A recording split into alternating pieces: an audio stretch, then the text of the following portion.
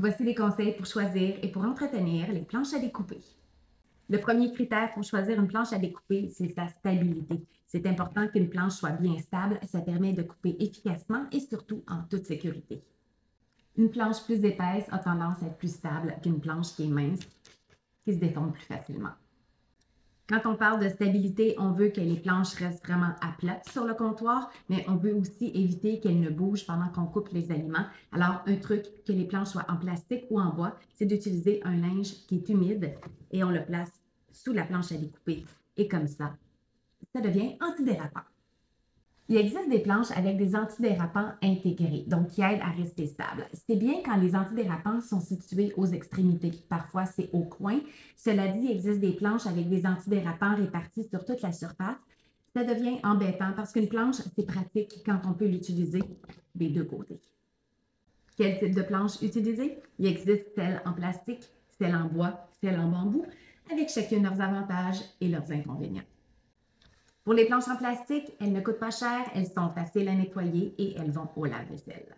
Les planches en bois, elles sont agréables à utiliser, elles sont durables, cependant elles coûtent un peu plus cher et on ne peut pas les mettre au lave-vaisselle.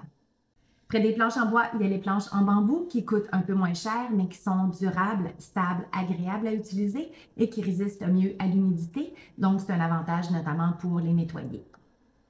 On entend parfois qu'il peut y avoir des microparticules de plastique qui se retrouvent dans les aliments qu'on découpe sur les planches en plastique. Est-ce que c'est préoccupant pour la santé? Les études à ce jour n'arrivent pas à le démontrer. Hors de tout doute, les seules études sont sur des souris et elles ne démontrent même pas que ça les rend malades. Donc, on garde à l'esprit qu'il peut y avoir des particules de plastique. On va suivre les études scientifiques et vous tenir au courant.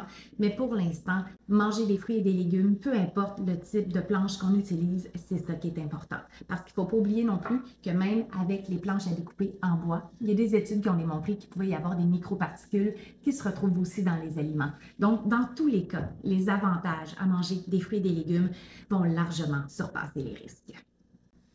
De quelle manière on entretient les planches à découper?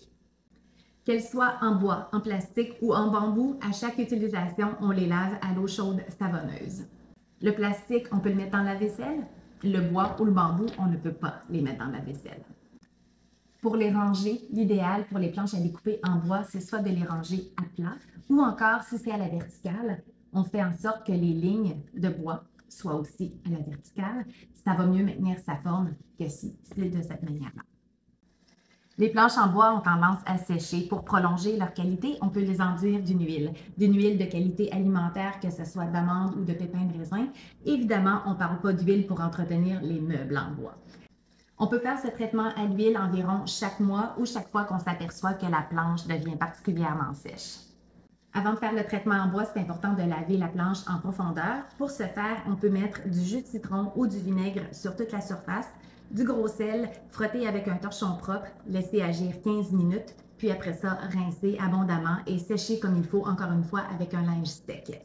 C'est important de laisser sécher avant de mettre l'huile, ça va permettre à l'huile de mieux être absorbée par le bois. Peu importe le type de planche qu'on utilise, à force de les utiliser, il y a des rainures qui vont se creuser. Ça devient des endroits plus propices à la croissance des bactéries. Donc, c'est doublement important de bien les nettoyer et aussi, dans le meilleur des mondes, de réserver des planches uniquement pour la découpe des fruits et des légumes et d'autres planches pour les viandes, les volailles, les poissons. Comme ça, il y a moins de risques de contamination croisée. J'espère que ces conseils vous seront utiles.